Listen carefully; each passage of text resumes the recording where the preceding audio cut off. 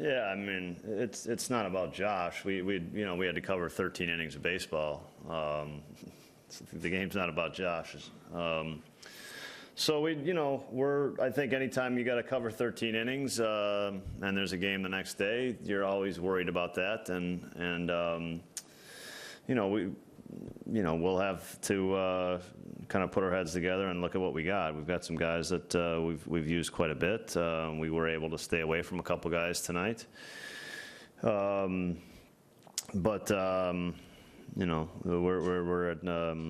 a little bit of a tough spot for sure, and I think that's just the nature of a 13-inning game, and losing your starter in the second inning. So we got some incredible pitching performances tonight. Freddie and Junior as well were absolutely wonderful and really put us in a spot to give us some chances to try to put some runs on the board. Tom, right here.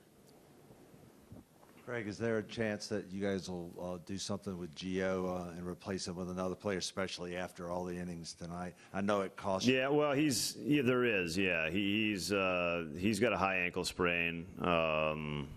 He's checking with the doctors now, but it's likely we're going to have to replace him. Yes. Other questions? Tim? In the 13th, was walking Bellinger to face Grandal an option in your view? Yeah, well, it was, from my view, we were trying to expand on Cody Bellinger, and with 3-2, we wouldn't have pitched to Grandal either. Really, we would have pitched to the pitcher was after that. So it was expand, and we expanded. We just left the pitch too much to Bellinger. If the at bat would have got to I thought it was worth the risk of trying to expand to Bellinger, and then if that bat goes to Grandal, we walk Grandal and we face Urias. So you didn't consider walking Bellinger unless? Well, that would have been once we got to 2 strikes. I mean, if we'd have fallen behind Bell, we fell behind 1-0. Then we went to 1-2. Then it was expand, and we just got too much to the plate. If we were going to walk Bellinger, we would walk Grandal right away and load the bases. Yeah. Other questions for Craig? Bill? 2 things, Craig. How did you see the play with Machado at first base? And the second question is, given that combined with the slides last night, do you think he's going beyond the bounds of playing hard? I don't know. I guess they got tangled up at first base.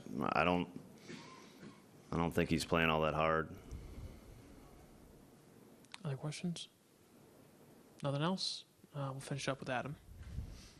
Craig, throughout this season, there have been points where Kane and Yelich each kind of go through peaks and valleys, and I know it's not about just those 2 guys, but right now it seems like both of them are searching for it a little bit. Is that is that something that needs to change going forward in this series, just to try to get the offense going?